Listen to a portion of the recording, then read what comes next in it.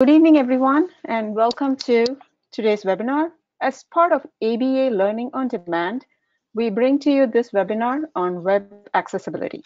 I'm Geeta Nathan, and I will be the moderator. A couple of reminders before we begin. All attendees are in listen-only mode.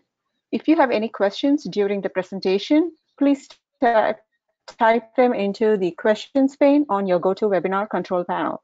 All questions will be addressed at the end of the presentation.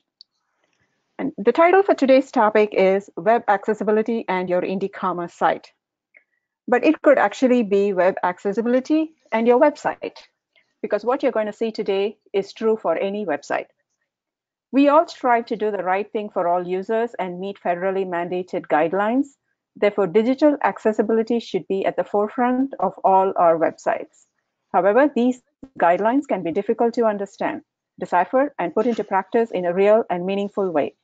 In this webinar, you will learn the guiding principles of digital accessibility by learning and decoding the Web Content Accessibility Guidelines.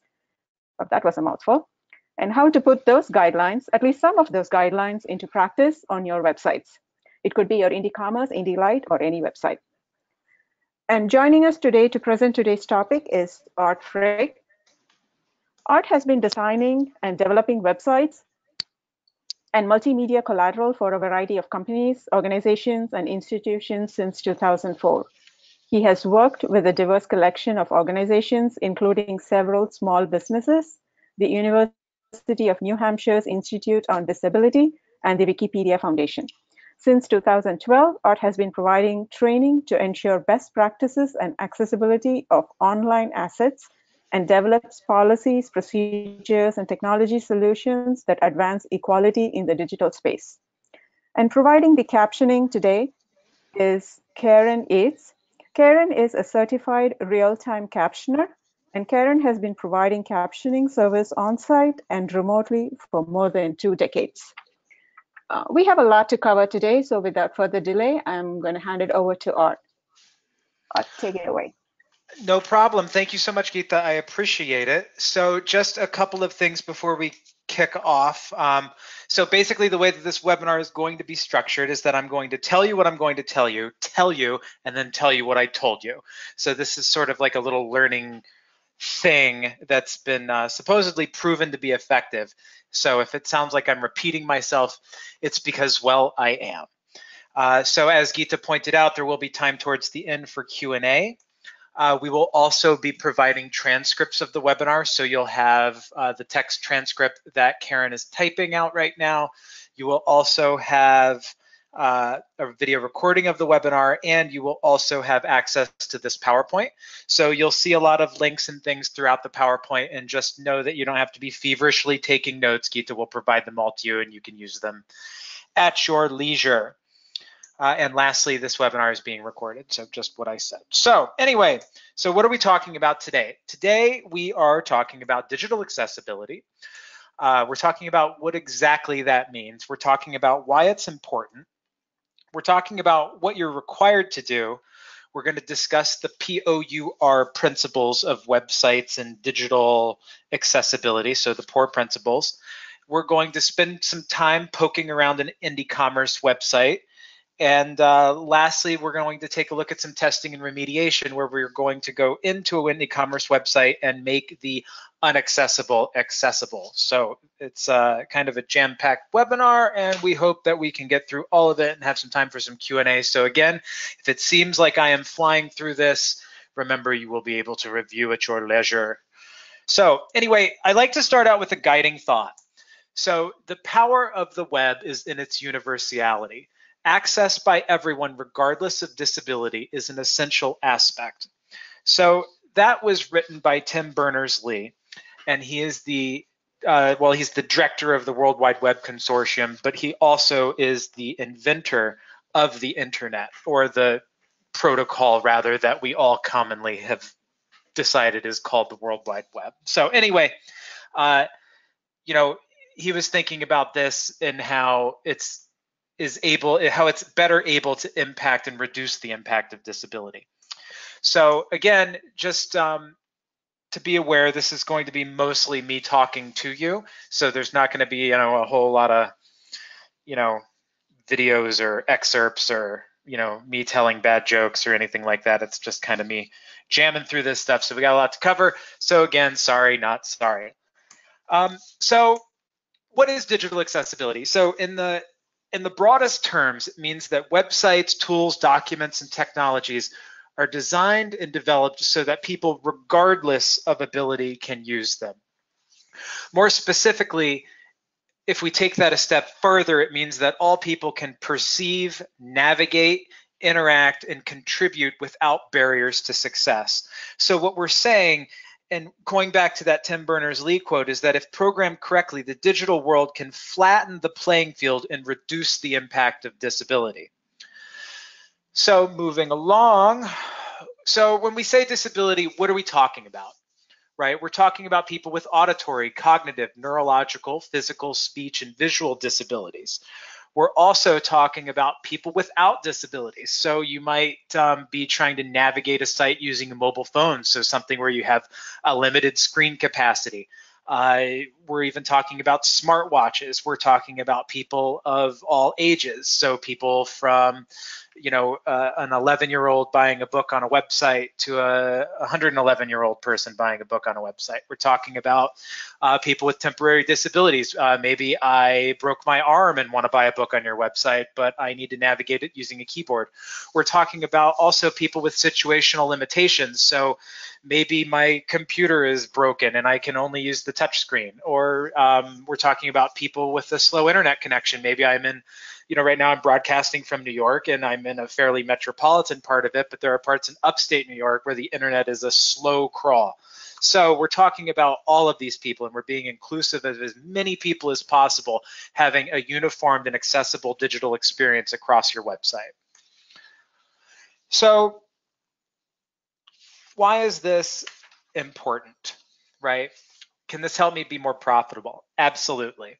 So when we do things accessibly, we're overlapping best practices that help us have better mobile web design, more device independence, greater usability, and also more search engine optimization. So basically, as we do these things, and as search bots and little Google crawlers and things become more and more sophisticated, they will start rewarding sites that bake in these accessibility best practices. So that's kind of one linchpin of it.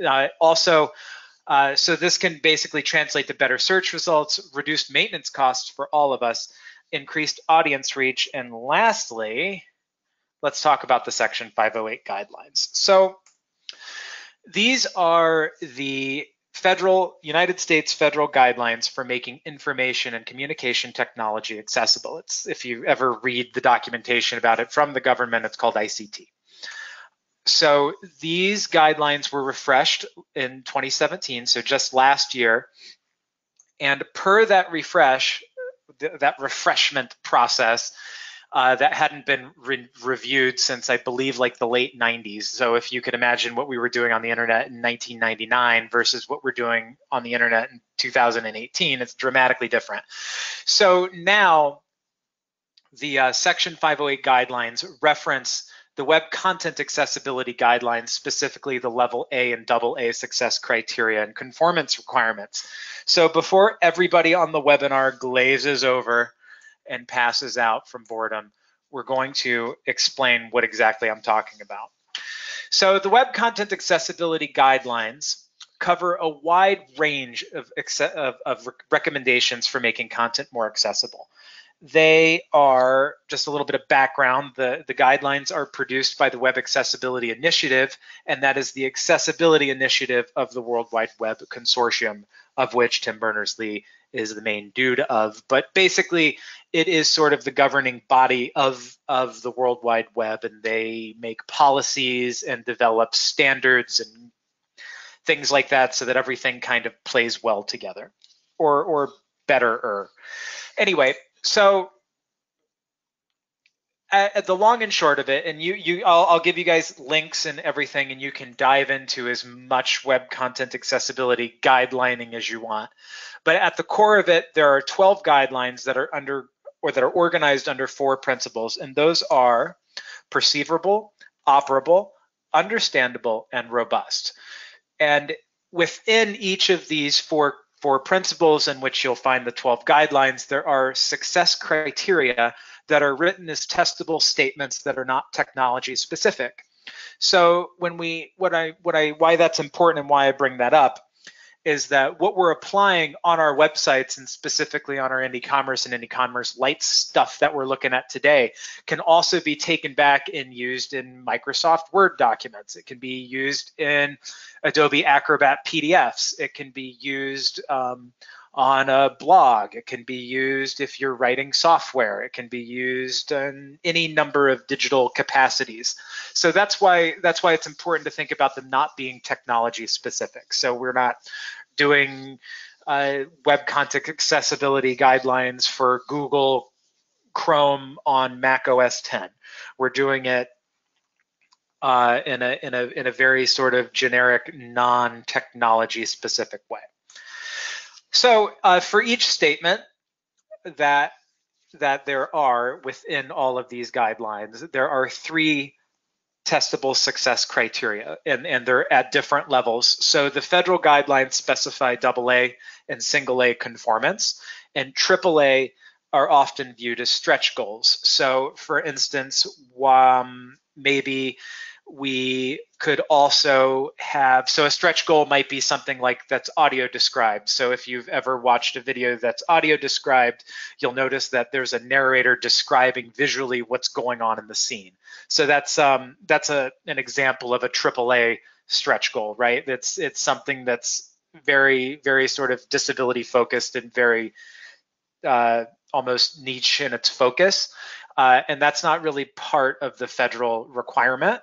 However, it's always awesome to think about those things and think about what we can do to bring them into reality for our sites and products and things. So if you want to review it, again, Geeta will give you guys all of these PowerPoints and blah, blah, blah, and videos and things, and you'll have access to all these links, so don't worry about jotting everything down. But anyway, there's the URL.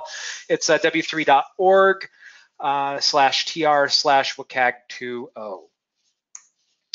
So I'm gonna get right into it, right? So we have a lot of stuff to cover, and I apologize. I'm gonna rip through this pretty quickly, and hopefully I'll be able to be done with it before everyone falls asleep, because it can get a little bit grating. Anyway, so principle 1 is perceivable, right? And so what we're talking about here is that information and user interface components must be presentable to users in ways they can perceive. All right, so that means, what does that mean? Yeah, it's cool, shake my head. What does that mean, right? So I'm still confused, much like Mr. Bean that just got thrown on the picture. So at the base level, we're talking about text alternatives, and this is like one of the biggies, right? So everybody wants alt text, and everybody talks about having alt text, and so anyway, the guideline itself reads that we provide text alternatives for any non-text content so that it can be changed into other forms people need, such as large print, braille, speech, symbols, or simpler language. So if you've ever partially downloaded a newsletter email, you might see placeholders that have some text in them that might be describing what the image is that you're supposed to be looking at. And that's kind of a key example of alt text. So how do we get there? So this means we use alt tags. This means we explain complex images. So there might be lots of things going on in a photograph that might be important for somebody to discern what's going on. So we explain that. We also make sure that we title frames. So if you'll notice that on this presentation, the title of this is Principle 1, Perceivable Number 2. So that's made so that everybody, if you're reading this with a screen reader, it would let you know that we're talking about Principle Perceivable. We're on slide Perceivable 2 in Principle Number 1. So that's kind of a little thing that we're doing here. Embedded multimedia should have text alternatives. So right now we're doing what's called open captioning, which means that on the bottom of your screen, everybody's able to see the captionings that Karen is throwing up there in remarkable speed and remarkable accuracy. So this is a a stretch goal that we're doing. I believe the federal requirement is to have closed captioning, but we are having open captioning. So thus we are in AAA compliance. So anyway, the point being is that whenever you have embedded multimedia, you want to try to have captions. And then lastly, forms. So this is a little bit more technology specific and something that we're not really going to go into, but that forms should have descriptions and associated labels. And a lot of that stuff is probably outside the purview of what you can rock out on an IndieCommerce or an IndieCommerce Lite site. And that's probably speaking more to the team, but also something to think about.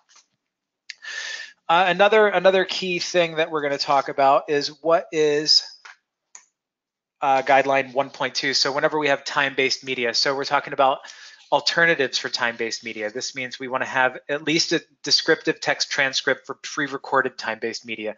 We want to provide captions for live multimedia. Okay, so next we're going to get a little more esoteric. So we're going to talk about adaptable. So creating content that can be presented in different ways. For example, a simpler layout without losing information or structure. So this means we need to utilize semantic markup. So meaning headers for headers, lists for lists, tables for tabular data. So we're getting, again, a little bit more into the weeds here. But at the end of the day, what we need to make sure is that when we're editing things like in our IndieCommerce site or any Indie Lite sites, or we're making Word documents or PDFs, is that we're using the appropriate thing in our editor for the appropriate thing that we're making. And this is useful for specifically, like if you browse a mobile website, you'll notice that sometimes the menu gets squished in a little hamburger menu, and then you can tap that and you have a drop down. And then also mobile sites like to use things where they take maybe all of the heading tags and display them in a certain way. So what this is saying is that if we utilize all of these things that are made available to us in all of these various types of editors, as we change, say, our screen size, or as we change maybe the bandwidth that we have, the pages can have what's called graceful degradation. And that's where, as we lose features, we don't lose the substance. And that's really what this is speaking to. And then lastly here in perceivable, oh, no, we got a couple more. Distinguishable, oh, I lost myself. Nope, this is the last one. Okay, so we want to make it easy for users to see and hear content, including separating the foreground from the background. So this is kind of a little bit more esoteric, right? So color isn't the sole conveyor of meaning. So obvious, in specifically our culture, right? And if you're in, the United States, if you see something that's red, it generally means stop. If you see something that's green, it means go. But what if I was using that as the only meaning? If I said enter here and it was green, but what if I didn't? If I couldn't see the green, or what if I, didn't have that cultural context or stuff like that. So it's important that as we design and develop things that we use text as well as color to convey meaning and not just color only. We also want to do things like provide audio controls if they're needed. So for instance, if you embed a YouTube player, make sure that you can have your volume adjustable.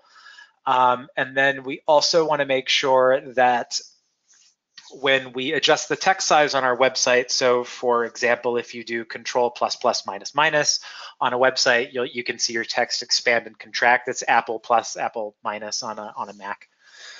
So that's also something that we just want to take a look at and make sure that we're doing. And then lastly, and this is one of the banes of my existence as somebody that works in accessibility and technology, is trying not to use images of text. It's very easy and we all want to do it, but it is not accessible. So we want to try to stay away from that. So let's talk about what we talked about, right? So basically at the end of the day, we want to provide text alternatives for everything. We want to give text alternatives for time-based things. We want to use semantic markup. So again, we want to make sure that the tools that we're using are the right things for the job whenever we're creating content. And lastly, we want to use more than just color. So let's use color in addition to written words and things. So that's the end of principle 1. And here is a cute picture of a monkey holding a cell phone, which hopefully will jar you awake while we talk about operable. So in our poor analogy, operable is the O for poor, and we're talking about user interface components and navigation, and that it must be operable. So it seems kind of like, yeah, obviously. But programmatically, how do we define operability, right? So at the high level, we want to make sure that we have keyboard accessibility. So we want to make sure functionality is available from a keyboard. And again, I'm coming at this with most of you guys being, you're either a bookstore owner or you're somebody in charge of a website for a bookstore, or you're creating content at that level. Some of this stuff is going to be outside the realm of what can be done from your specific level of access. So some of this may not be stuff that you can do, but obviously stuff that you can raise concerns about if you have any. So this means that we want to make sure our navigation is usable, that focus isn't trapped in one element. So basically that is like if you're navigating via a keyboard, you can generally hit the tab button and you can zip around the page, and you'll have like little boxes that'll highlight and show you where you're at on the page. Sometimes if you have like weird little pop-ups, so subscribe for our newsletter, sometimes focus can become trapped where you can't escape that. So we want to watch out for things like that. And then moving on to section 2.2, enough time. So this isn't so much of a deal anymore, I don't think, as we're away from the worlds of like flash animation and videos and stuff that kind of propel navigation elements. But anyway, want to make sure that you're giving users enough time to read and use the content that you are giving out, right? So this means, if possible, you can make timing adjustable. So if you embed a video, oftentimes you'll have a time scrubber, so you can slow things down to maybe 0.5 speed. You can speed things up to 1.5 speed, things like that. And if you do have like a form, say, that you need to fill out within 30 seconds, maybe you can extend that by, if you get down to 10 seconds, say, hey, do you need another 20 or 30 seconds to submit this form, or something like that. So it's always important that we want to make sure that we're giving people the tools they need to be successful in terms of guiding and creating and curating their experience. Another component of operability is guideline 2.3, which is seizures. So do not design content in a way that is known to cause seizures. So that pretty much means that we don't want any page content to flash more than 3 times per second. So that means, like, I don't know, there could be, interesting plugins that you might find that make the screen blink and things like that. So that's generally frowned upon. And then if you do need to have those fancy screen flashes, lower your contrast and limit the use of red. That's per the guideline. So navigable. So what this means is we want to provide ways to help users navigate, find content, and determine where they are.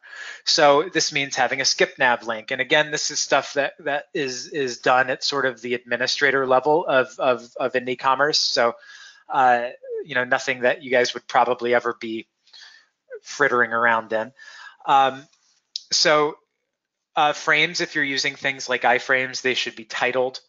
If you're creating a bunch of pages, make sure that your page titles make sense. So if you're talking about apples, don't have a page title that says bananas, because that makes absolutely no sense. And what I can do is, if I'm a user of, say, like a piece of assistive technology, say if I have a screen reader, I can navigate entire sites by just the page titles alone. So if I'm able to deduce what's going on in your page from the page title, that can save me a lot of time by having to skim through all of these. So we also want to utilize logical navigation. So, and when I say utilize logical navigation, I mean that the navigation is presented in the same place in the same fashion throughout the duration of the web experience or the user experience. So that's all taken care of for you guys. So nothing that we really have to spend a whole bunch of time on. And then lastly, and this is my sticking point and another thing that keeps me awake at night, is the purpose of link text can be determined from the link text alone. So I see thousands of websites a day where they have nothing but click here. And click here is not accessible because if I'm navigating something via a screen reader, I can have my screen reader just tell me the links that are on the page. So if I'm navigating by a screen reader and I say, tell me just play me all the links, it's going to say literally click here, click here, click here, click here, click here. And that means nothing to me. I have no idea what any of those links mean. So that's sort of like the importance of being able to derive what the link means from the link text alone. And we'll see an example of that later on. Also, we want to make sure that we have a sitemap and we use focus attributes. So again, that's a little bit more on the technical end, but all good stuff. I would imagine that sitemaps are probably generated for you guys, and if there are interesting JavaScript things that are happening, focus attributes are used to get attention from the various pieces of assistive technology. So, in summary of operable, and I know we're getting there. We're getting there, guys. We're halfway through after this slide. So anyway, we want to make sure that our website should be accessible via a keyboard. We want to make sure that we give users enough time to read the content that we're showing them. We don't want to cause seizures, and we want to make sure that our site is easy to navigate. So the next principle in our POR is the use. So we're talking about understandable. So we want to make sure that the information and the operation of the user interface is understandable. So why? Please explain. Obviously, says the person on the little graphic that I have here to hopefully jar you guys in to consciousness again. So anyway, guideline 3.1, readable. So we want to make sure that our text content is readable and understandable. So that means coherent sentences, limiting the use of jargon. We want to, if there are opportunities to specify language, and that's done sort of on the back end. But if English is the primary language of your website, then why not specify that? We also want to steer clear of jargon. I work at a nonprofit in a university in higher education, and my life is nothing but acronyms. So what I want to make sure is that I'm not, just providing acronyms, because that assumes that everybody knows what those acronyms mean. And, that's not always the case. So anyway, it's just a good best practice. Also, we want to make web pages appear and operate in predictable ways. So, we're pretty far into the world of the internet. And what we want to do is we want to make sure that things happen and function in ways that are somewhat established, right? Unless you're like being, super creative and it's an art website and there's all kinds of different accessibility things that you can do outside the scope of this. But anyway, so we want to do things like mind disorienting pop-ups.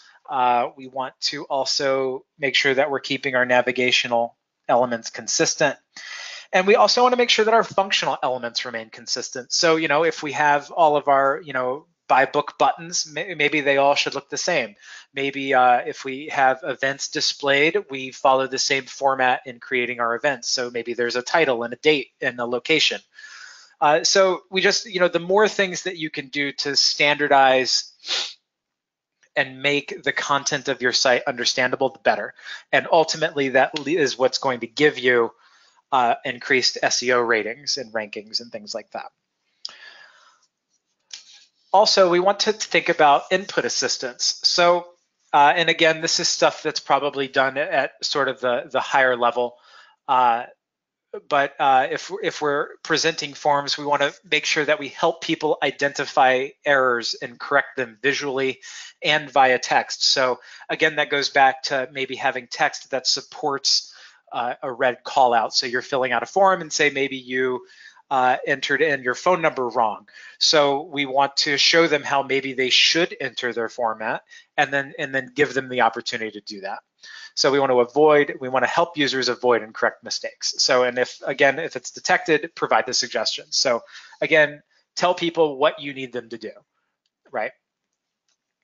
So that brings us to the end of our understandable. So again, we want to specify our document language, which is sort of done at the higher level. We also want to explain our jargon if we're using any of it. We want to keep our navigation consistent and predictable throughout our site, throughout our document, throughout our experience. And we want to always help users identify and correct errors.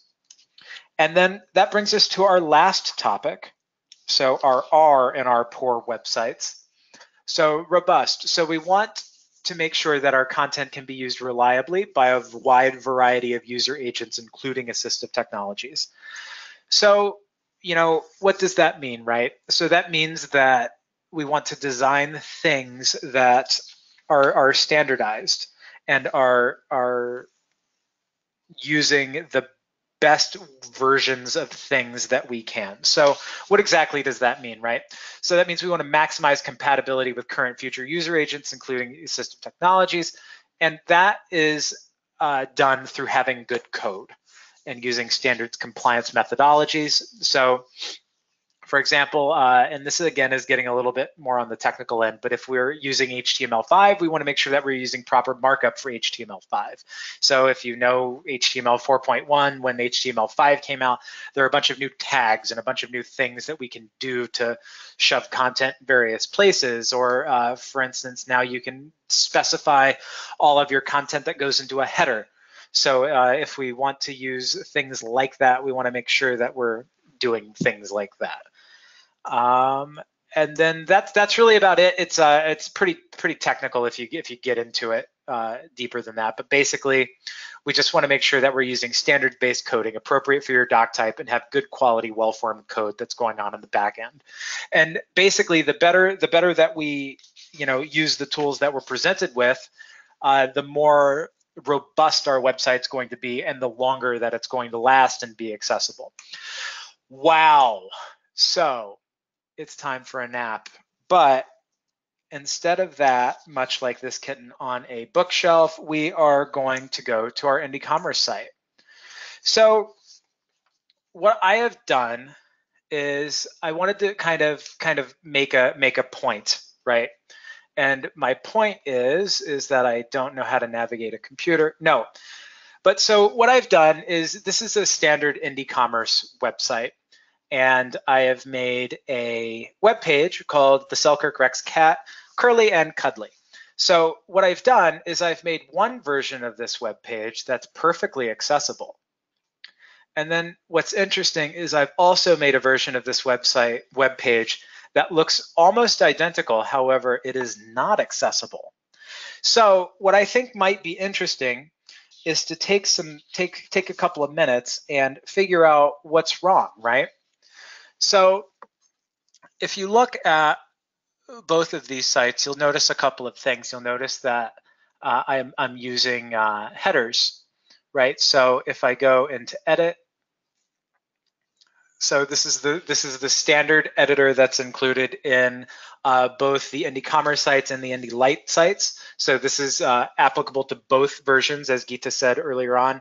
It's also applicable to just about any standardized Drupal site that's using this specific editor that's called CK Editor. And it also is pretty similar across all of the other various editors that are happening in the world right now. So it also looks dramatically like a Microsoft Word editor. All of these things are not coincidental. They're all very specific and very deliberate, because basically everybody just wants everything to be accessible in my mind. And this is how we can do this. So if you'll notice, I've made this document web page here talking about a cat and or a specific cat breed. So I formatted it pretty stereotypically. There's an introduction, some history, and some personality. There's some links. There's some paragraphs. There's a couple of pictures. There's a video about cats. Nothing too crazy for a basic cat web page. But what I've done in this one is you'll notice that all of my links here could be understood out of context. So if I was on a piece of assistive technology and I said, hey, assistive technology screen reader, just read me the links, they would hear a lot of other cat breeds. State of Montana, local Persian breeder Jerry Newman. Persian and British short hair ancestors. So those were the links that they would get, and they would be able to understand what each of those links mean. Also, if you'll notice that these are all navigable via heading. So each section here I've identified as a heading. So again, I can go into my headings and specify these things as headings. Also, if you look at our images here, I've not only placed them in the document, but if I go over to my image properties, again, right click, I've described what's happening. So, right, alternative text-wise, cat in a window. Hey, look, it's a cat in a window. Great. And then if I go over here to this little guy and I go to image properties, again, you'll see cat sitting on a white background. Okay, so great. That's fantastic. If I'm browsing this website via a piece of assistive technology, I'm going to have a very standardized, very predictable, very navigable experience. So I've also included a video. Gita said that a lot of you guys like to play around with video and do things like that. But what you'll notice in this video is that not only can you play it, but you can also turn on closed captioning. So basically what I did was I made sure that I went out and found a video that was closed captioned. So thus those videos are made available. And then this is embedded into the website using just a normal embed code that you pull right out of YouTube. So flipping back over, let's take a look at our not so much accessible website. So I created this to prove a point that we can design the same thing accessible and unaccessibly. So if we go to this guy, you'll notice that all of my links don't really make any sense, right? So listed here, state, Jerry Newman. That one's kind of all right, but who's Jerry Newman? I don't know what Jerry Newman's about. Click here, state, listed here. None of these things make sense if they were to be read out of context. Also, if I click edit, you'll notice that what I did is these actually aren't headings. So what that does is when I do that, a screen reader wouldn't understand that there's a logical structure to this document. Also, Google wouldn't understand when they're crawling your site that there's a logical structure to this document and things were thought about in terms of its construction. So if you had these two pages both on the internet, the accessible one is going to get a higher search ranking just based solely on the fact that it makes more logical sense to a machine, right? So that's kind of always something to think about. So, how do I, okay, so that's great, Art. How do I fix this, right? So, pretty much people love to get into these things and then they like to play around with the font, like, oh my Lord, I love Comic Sans. Everything has to be Comic Sans because I'm talking about cats and everything having to do with cats has to be in Comic Sans, obviously, right? So not so much, right? I can do whatever that you really want here, but we need to make sure that we're designating these guys as headings. So, and whoops, I need to go over into my code and make sure that we are designating these as headings. So you can see here in the code, which I flipped to, is that this is given a p tag. So this is basically a common paragraph tag, which is set up like everything else. So if I go into here and I make this an H2, which is what this needs to be, because we're not wanting this to be an H1 because that's the document title. So if you look at if you go back to our view here, you'll see that this guy, and pardon me for getting I'm getting into the weeds here a little bit, but you'll see here that this has an H1 tag attached to it.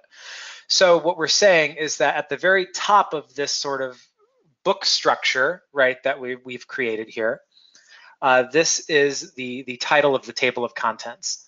And then each one of these needs to be a chapter in our book. So thinking about it kind of like that, I think it makes a little bit more sense. So if we pop back into our edit mode, we should be able to go into here, and with a little finagling, there we go, assign a heading 2 to that. We can go in here, assign a heading 2 to this guy, and then we can go down here and assign a heading 2 to this guy. So while we didn't really change the look of them any, what we did was we inferred a logical document structure. So now when Google reads this page, it's going to be able to go, oh, this is obviously what this page is about, and then these are the sections of the page.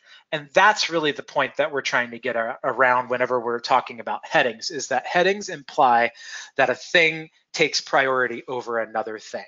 And that's kind of the key takeaway, and that's why it's so important whenever we're having a logical document structure that things are called the right thing.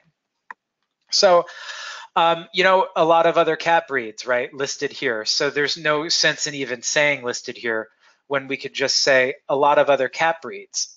So that means a lot more to me than listed here. So again, if I go in here, I can just edit link. I can select my edit link, and I'm just going to copy it. And then I'm going to go over to here and say a lot of other cat breeds. That's what I want my link to be, right?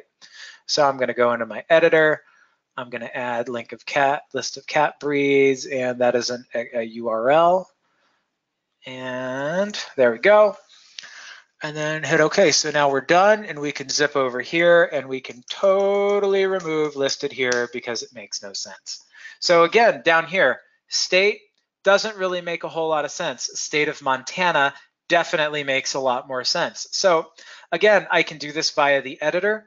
You can also, if you're comfortable with it, you can zip into the source code, and you can see here that we have this A tag here. So this is an anchor link tag here, and we can say, okay, state. So if we just move our closing tag out over here to state of Montana, there we go. So now we have state of Montana, and that link will totally make sense out of context. So this one, local Persian breeder Jerry Newman, who adopted, I personally would always like to know why Jerry Newman is even mentioned in here. So if I was being read Jerry Newman, don't really know what that means. I would like to know that she is a local Persian breeder. So again, I can go to edit link, and this will take us to a page on Jerry Newman, which is why it's going to Wikipedia. So again, highlighting the whole link, then we're just going to hit link, and then we're going to change it to URL, and then protocol should adjust, and then okay, we're just pasting in our link, hitting OK. That should update it. We don't even have to do anything here.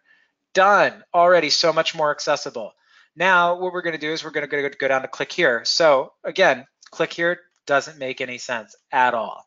So, but instead of saying click here to learn more about short hair cats, we could say, you know, we could just highlight British and short hair ancestors, or we could also say that's what I would do.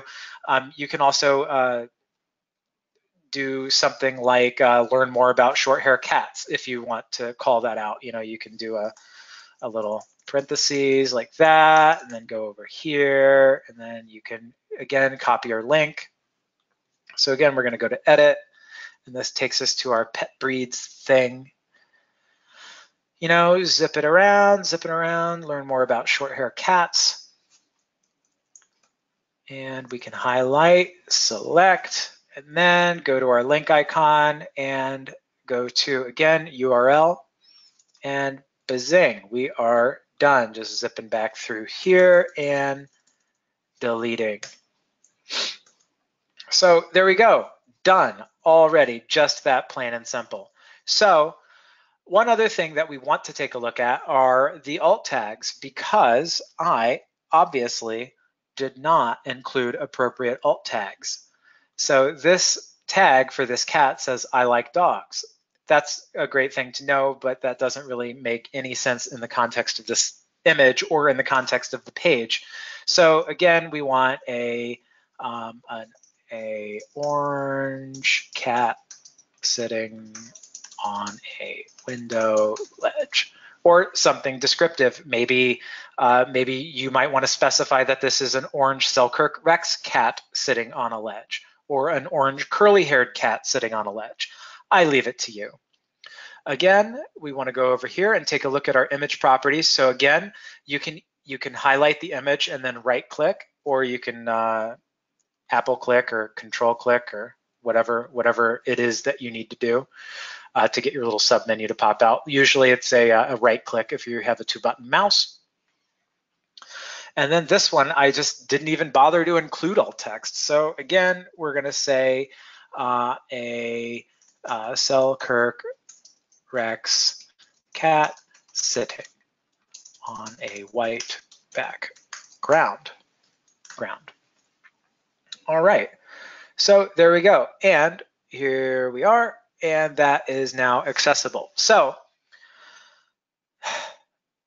that seems like a lot. It really wasn't that bad. So, all right, so then we can save, and then we can go over here, and then we've made this basically accessible. You know, we've taken our things out. You know, there is a quick little video here. So I found a great picture of a Selkirk's Rex kitten. So again, you can click here, and I'm going to mute it. But there, if you'll notice, there are no captions. It's probably because this was an adorable video that had no words, so I included it. But you could also generate captions, and I'll share with you guys a link on how, if you want to upload a video, you can have YouTube auto caption it, which is super cool. And again, another way to bake accessibility into your websites. So let's pop back over into our PowerPoint presentation. So again, no captions we took a look at. We'll talk about adding captions in a moment. We fixed all of our links. We made sure our headers were cool and appropriate for where they were in the context, and we added alt text to all of our pictures. So thus our unaccessible web page has now been made accessible. So we already did that. I forgot to click the button. So, okay, testing for accessibility. So there are a couple of things that you need to understand, right? And that full accessibility is a process, and it's iterative in nature, and don't fret if you're not perfect about it. Strive for improvement. I think that, you know, I work at a nonprofit that is focused in equality and disability studies, and, you know, I routinely fix spots on our websites that aren't fully accessible. But it's an iterative and constantly changing kind of thing where, you know, say you have 3 or 4 people working on your website, and maybe not all 3 or 4 people are well versed in how to make headings appropriate for where they are placed in the document. So again, you know, as long as, you know, part of this is iterative and learning and figuring it out. And so don't fret about it if you're not perfect. Just always be striving to do a little bit better. So another thing that's important to know is to know what you can fix. So, and when I say knowing what you can fix, there are certain things that, as you know, site developers, they're better suited to fix, but there are things that you can fix in your own website, and specifically in your own IndieCommerce and IndieLite website. So basically anything that you can do from an editor, you can pretty much make accessible. So that means like what we showed with all of these things. So from your titles making sense, to your document structures making sense, to making sure that your events make sense out of context, things like that. Things that you can edit and add the text to and can manipulate on your end are things that you can make accessible today. So anything greater than that, that's something that you're probably going to want to talk to somebody else about. That might be the you know, that might be your Gita. So some of it is knowing what you can fix and knowing when to bring in the big guns for help. And that's always a thing to be cognizant of when you're looking at this stuff. Again, I just wanted to reiterate that I did this same exercise in an Indie Light website, and it was perfectly fine. Geeta will share that link with you guys as well. I don't have it in any way where I can show you guys without having me to thumb through 1,000 emails to find it. So anyway, Geeta will provide that also. But yeah, Indie Light, IndieCommerce, doesn't matter. You can make this stuff accessible within the editor because they are the same editor. And then again, know what's critically important, right? Like there are certain things that you can do that are going to impact 1% of the people that view your website, and there are certain things that you're going to do that can impact 50% of the people. There are also things that you can do that will prioritize your SEO and things like that. So know what those are. And those are the things that we were looked at today. So those are things like your link text making sense out of context. Those are things like your headers making sense in the logical flow of the document. Those are also the things like adding alt text to all of your images that makes sense and really derives the meaning of what your image is trying to say. That all of these things are like super low-hanging fruit that you can just pop into your editor and update and change today. And I would say that any of that low-hanging stuff I would call critically important, and that's the stuff that I routinely audit in our basic websites and things like that to make sure that they're up to snuff. So that's all good stuff. So that being said, there are lots of site evaluation tools out in the world that I feel like are super helpful. Some of these go from more technical in nature to less technical in nature. The Chrome Accessibility Developers tools, again, I'm not gonna, you can play with these on your own. Basically, this adds a development plugin, so it's a little bit more technical in nature, but also super cool and informative in terms of what you can get out of it. Again, it'll come through your site and find pages maybe where you have malformed HTML and things like that. So super helpful in terms of finding things that you can easily fix. Again, Wave at WebAIM, also a great tool. I've done a lot of testing and remediation with that. Just to show you guys a quick example, I have the Wave toolbar installed, but we'll go to Wave, the WebAIM toolbar.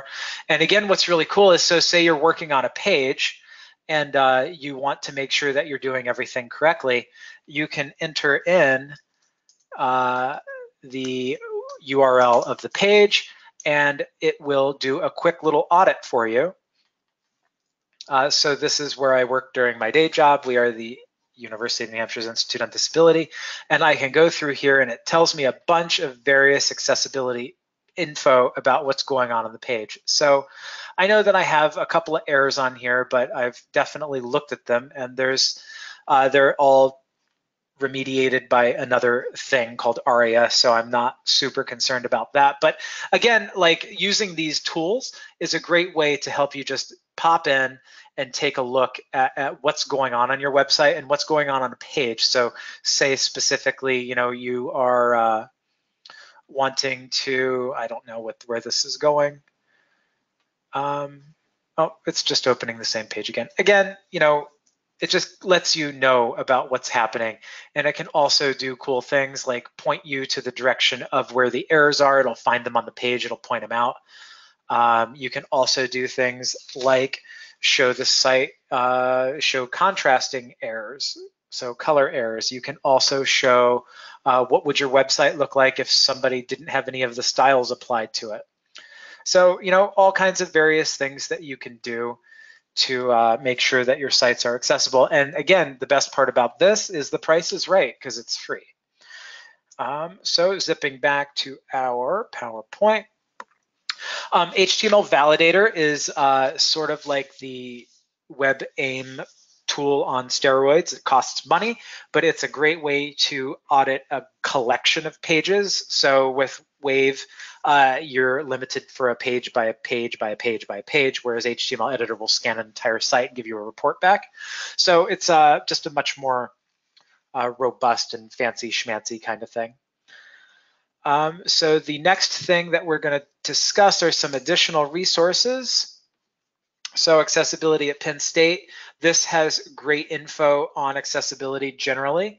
In a general sense, it breaks things into very basic digestible chunks of info, much like what I've tried to do with this presentation. It's just presented in a little bit different of a way.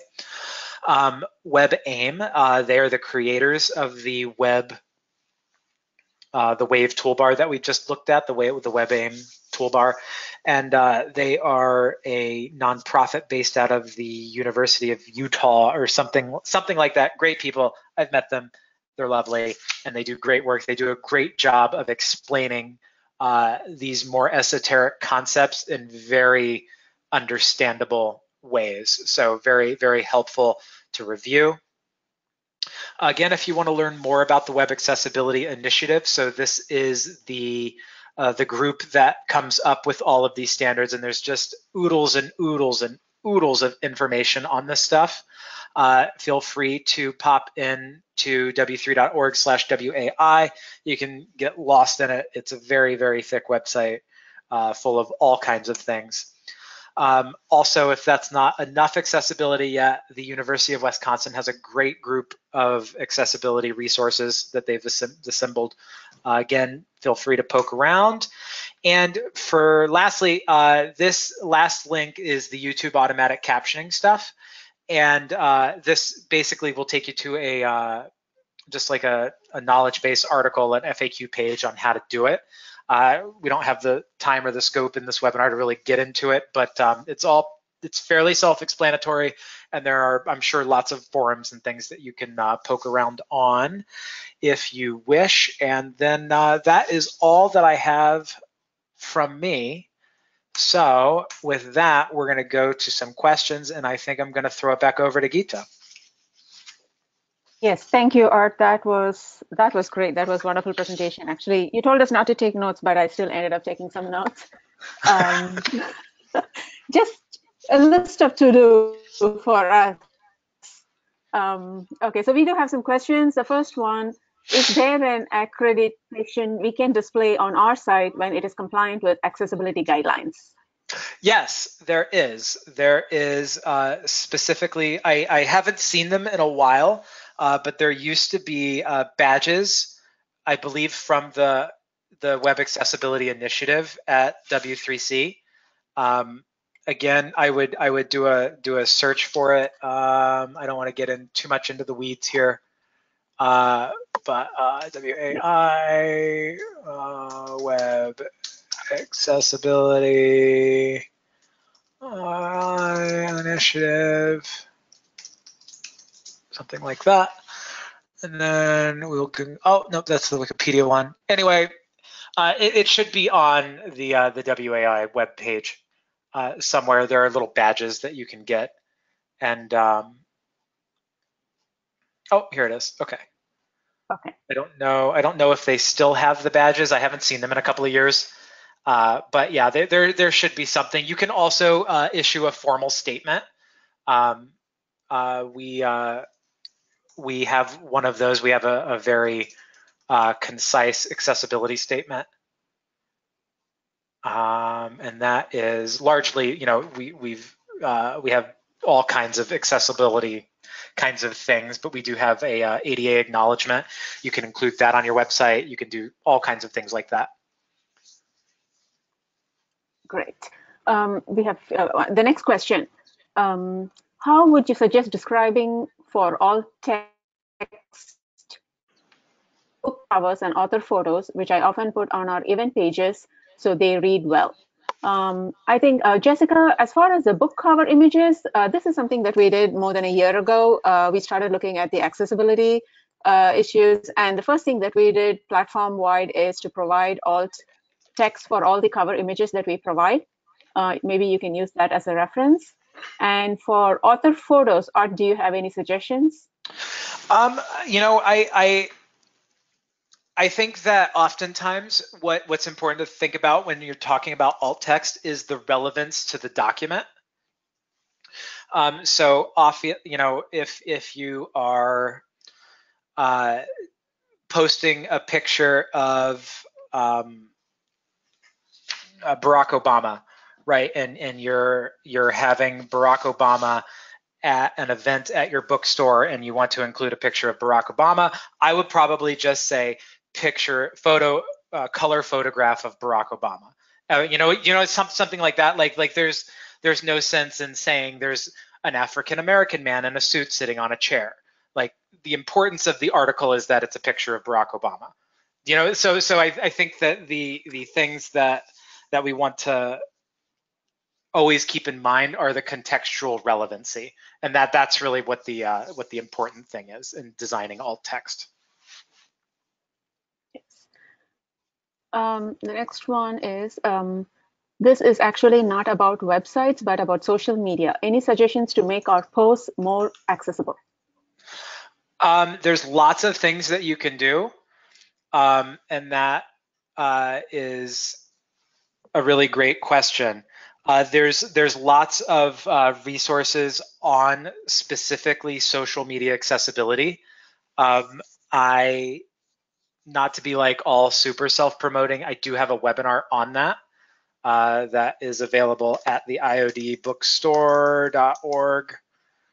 There's a collection of webinars, and one of them is on accessibility for presentations and dissemination.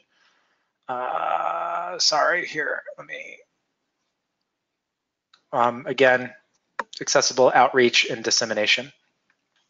So basically, this goes through like some kind of high level social media things that you can do. Again, you can do all of this stuff on your own.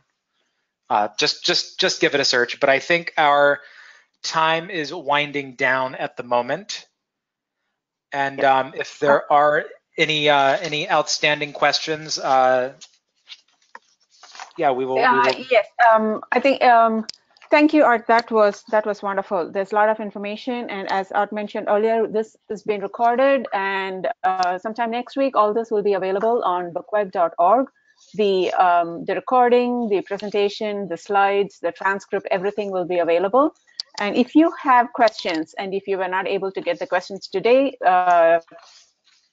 you can email us. You can email staff@bookweb.org, or you can email it to me, Geeta@bookweb.org, and we will get those answered.